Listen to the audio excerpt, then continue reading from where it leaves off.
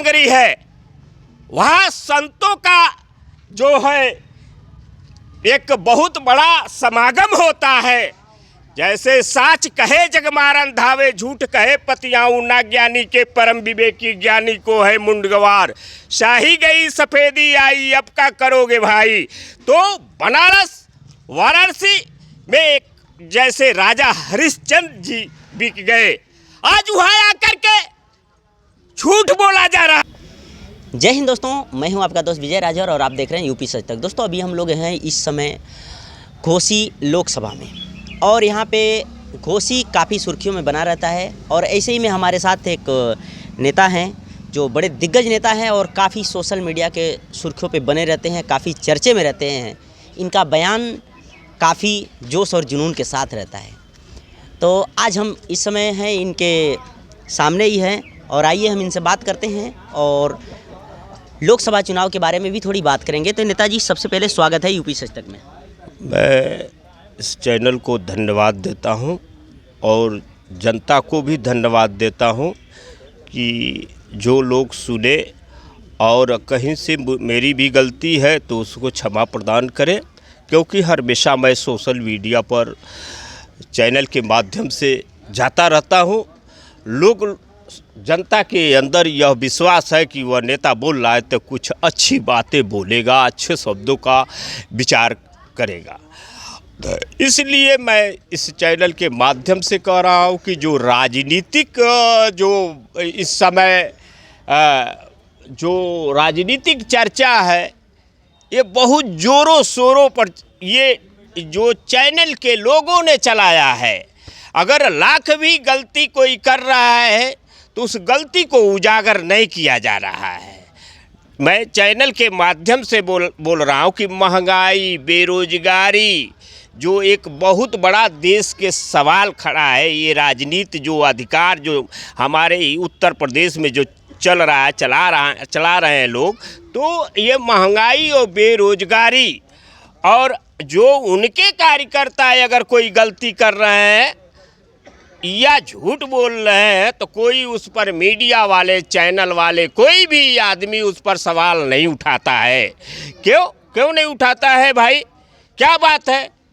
आज़ादी के बाद आज़ादी में कोई गलती अगर करता है तो उसकी आलोचना होना चाहिए, उसकी गलती को स्वीकार करना चाहिए। इसलिए मैं इससे मैं भी डिबेट सुनते कान पक जाता है। एक भी बात मीडिया कर्मी लोग कभी जो है, सरकार अगर कोई गलती करती है, जनता गलती करती है, अगर विपक्ष के लोग गलती करते हैं तो तुरंत जो है मीडिया के लोग उठा देते हैं, यहाँ गया वहाँ गया, पकड़ो भागो। अब मगर अगर पक्ष के अगर सरकार जो चला रहे हैं लोग, अगर उनके लोग अगर गलती करते हैं तो कोई खबर जो है छापने से और देने से जो है कि एकदम कभी भूल करके, यहीं पर अजीत सिंह गया, बलात्कार किया था, आया पेपर में आया, हम लोग पढ़े, मगर वो अजीत सिंह कहाँ गया, कहाँ छुप गया है ना, बसरते रह गया। मतलब कि उसका आता पता नहीं चला कि वो कहाँ गया। तो कहने का मतलब कि वो भाजपा के मंडल प्रभारी था और हमारा उन्हीं का कार्यकर्ता इस तरीके की गलती कर रहा है और उस पर शासन चुप है, उस पर मीडिया वाले चुप है, उस पर शासन चुप, मीडिया के लोग चुप। अरे क्यों भाई? घोसी एक राजा नहुस की नगरी है, एक बहुत बड़ी पवित्र नगरी है। बनारस एक बहुत बड़ी पवित्र नगरी है, वहाँ संतों का जो है एक बहुत बड़ा समागम होता है। जैसे साच कहे जग मारन धावे, झूठ कहे पतियाऊं ना ज्ञानी के परम विवेकी ज्ञानी को है मुंडगवार। शाही गई सफ़ेदी आई अब का करोगे भाई। तो बनारस वाराणसी में एक जैसे राजा हरिश्चंद्र जी बिक गए, आज वहाँ आकर के झूठ बोला जा रहा है, सत्य नहीं बोला जा रहा है। राजा हरिश्चंद्र सात्विक व्यक्ति थे। तो बनारस में या देश में नशाबंदी होना चाहिए। और सबसे बड़ा महापुरुषों की धरती है उत्तर प्रदेश, रामकृष्ण की अगर धरती है, कबीर तुलसी की धरती है, तो यहाँ नशाबंदी होना चाहिए। तो ये जनता को आवाज भी उठाना चाहिए। इससे जो है गरीबों की बहु बेटियां सुरक्षित नहीं है। नशा के लिए ओम प्रकाश राजभर तो आवाज़ उठा रहे हैं। नशा के लिए वो तो छोड़ दिए सगरी लड़ाइये। ओम प्रकाश राजभर जी ने छोड़ दिए सारी लड़ाइये। कहाँ लड़ाई छोड़ दी? वो तो लड़ाई में है। कहाँ लड़ रहे हैं? लड़ते तो वो जहाँ से निकले वही जा कर के घुटना टेक लेते। जहाँ लड़ते थे कि आपकी सरकार है, हम आप में है, मुझे भी अधिकार दे दीजिए कि मैं भी समाज के लायक हो जाऊं। भाई अगर राजभर समाज को, मल्लाह समाज, चौहान समाज और कुम्हार समाज, अगर इनको भी अगर अधिकार मिलता राजभर समाज के, तो ये भी उस समाज के लायक हो जाते। ये भी रोजी रोटी में, शिक्षा में इनका अधिकार हो जाता। तो अधिकार को पाने के लिए जो है लड़ा जाता है, कहा जाता है, सुना जाता है कि भाई 370 धारा हट सकता है, राजभर पर जो क्रिमिनल एक्ट है ये हट नहीं सकता है। आप एक सीट देने में कोई भी सरकार और कोई भी पार्टियां, कोई भी संगठन एक सीट देने में कसर मसर करती है, तो बताइए हर लोकसभा पर कैसे वो सीट देगी? कैसे देगी? राजभर से सिर्फ हर पार्टियां, हर समाज के लोग वोट लेना जानते हैं, मगर उनको हक अधिकार की आवाज़ उठाना या मांग करते हैं तो देना नहीं जानते हैं। ये ऊपर से नीचे तक लोग जो जब वोट आता है तो अरे भैया आओ हमारे साथ, अरे भैया आओ हमारे साथ, अरे भैया आओ हमारे साथ। अगर राजभर आवाज़ उठाता है कि राजभर के प्रति क्रिमिनल एक्ट जो लगा है, हर कलेक्टरी में, हर जगह पर उनकी एक फाइल भी पड़ी है गुजर की तरीके से, मराठा की तरीके से, इनके ऊपर क्रिमिनल एक्ट है, जो कि क्रिमिनल एक्ट अगर इनका हट जाता तो इनके भी बच्चे आज भी IAS PCS इंजीनियर डॉक्टर बन करके ऐसे भ्रमण कर रहे हैं और कहीं न कहीं अपनी व्यवस्था कर रहे हैं, घूम करके किसी तरीके से अपनी रोजी रोटी कर रहे हैं। ये इतना बड़े दबाए गए हैं और आज़ादी के पहले भी दबाए गए और आज भी दबाए जा रहे हैं, हर तरीके से दबाए जा रहे हैं। कहाँ दबाए जा रहे हैं? अब तो ओम प्रकाश राजभर मंत्री बन चुके हैं। बट वो तो एक अपने व्यक्तिगत रूप से कोई नौकरी करता है तो कहीं बाबू साहेब लिखता है, तो कहीं राय साहेब लिखते हैं, तो कहीं जो है कि वो अपना एक शैली बदल लेते हैं। मंत्री बनेंगे तो अपने लिए बनेंगे, समाज के लिए लोग। यहाँ तक मैंने कह दिया कि सुखदेव जी जो है विधानसभा अध्यक्ष रहे, कुछ नहीं कर पाए। क्यों? कि समाज का जो ये चीज़ें जो लगी है, कानून से कुंजी से ताला बंद होता है। तो जो ये जो आपके जब मंत्री हो गए, आपके विधायक हो गए, आपके 2 हाथ हो गए तभी कुछ करेंगे। जब 2 भी संसद अगर चल जाते केंद्र सरकार में, अगर 2 संसद जाते तो आवाज़ उठाते कि भाई हमानों को होके की चाहिए। हम 75 साल से भटका थे, जाओ मेरी भी एक कौम भटक मेरी एक जात भी भटक रही है। बच्चे शिक्षा लेकर के जो दर के ठोकर खाते हैं।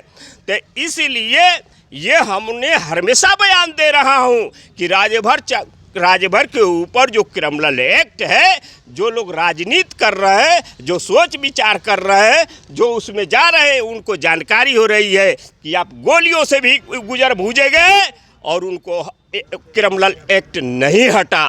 जैसे राजभर का क्रिमिनल एक्ट है, वोट देने के लिए तो किसी को भी वोट देते हो, किसी के भी सरकार बनाते हैं, मगर जो उनके ऊपर कानून लगी है, कानून हटाने की बात नहीं कही जाती है। कानून जब अगर उनसे हट जाती तो भी मुक्त हो जाते, वो भी सरकार बनाते और कहीं से भी उनको सीट चुनाव लड़ने के लिए मैदान में किया जाता। तो इसलिए इतनी बड़ी पवित्र धरती को, इतनी बड़ी सात्विक धरती को यहाँ पर मिलजुमला कर करके और जो है झूठा अफवाहें बात फैला करके ये है वो है फलान है ढेकान है। अरे कहते हैं कि सत्य बराबर तप नहीं, झूठ बराबर पाप, जाके हृदय साच है ताके हृदय आप। इंसान को हमेशा सात्विक की लड़ाई लड़ना चाहिए, सत्य की लड़ाई लड़ना चाहिए। अगर कोई इंसान अगर गलती करता है तो उसको कानून जो है उसको मुंह बंद करे और उसको कानून के वह अंदर हो, हवालात में हो, ऐसी बात करना चाहिए।